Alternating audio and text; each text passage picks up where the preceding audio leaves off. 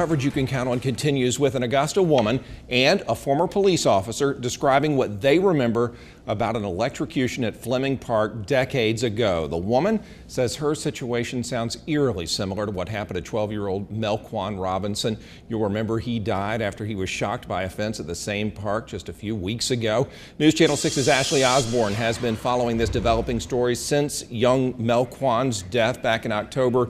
She's live in our newsroom. Ashley, a former Augusta officer tells you he remembers a little girl electrocuted at Fleming Park years ago.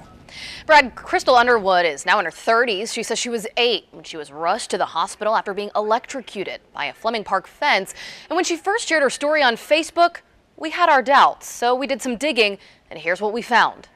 I could not believe that this was the same park and that a child lost his life. Crystal Underwood shares what she says happened to her at 8 years old. Same situation. I mean, he did nothing different but touch a fence, and that's the same thing that I did. Touched a fence and woke up in intensive care unit. Here's a court document dated June 24th, 1993. Crystal's mom, Janet, filed against the city of Augusta. A former police officer says he remembers when it happened. As heartbroken as I am for Melquan's family, nothing that I say will bring Melquan back. Captain Jimmy Wilds is now at the Burke County Sheriff's Office, but he was an officer in Augusta for 40 years. There's a young lady that's come forward and said that she too was electrocuted at Fleming Park 27 years ago.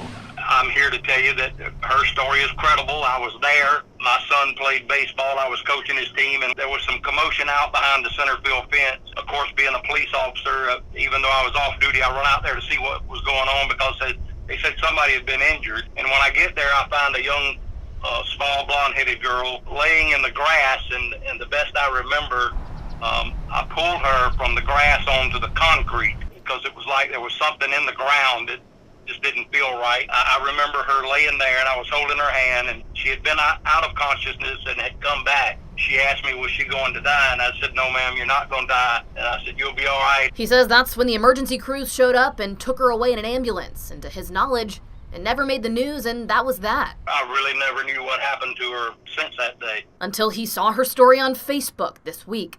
You remember children more than anything. Would that be a fair assessment? Yeah, that is absolutely something that haunts you over the years, is things that happen to kids. You don't forget those things. No, not at all. We also talked to Tommy Boyles. He was the Parks and Rec director when Fleming Park was built in 1977. He retired in 1997. He tells me he doesn't remember something like this happening when he was director. We also emailed the city's legal department for a comment on this story. They have not responded. Brad?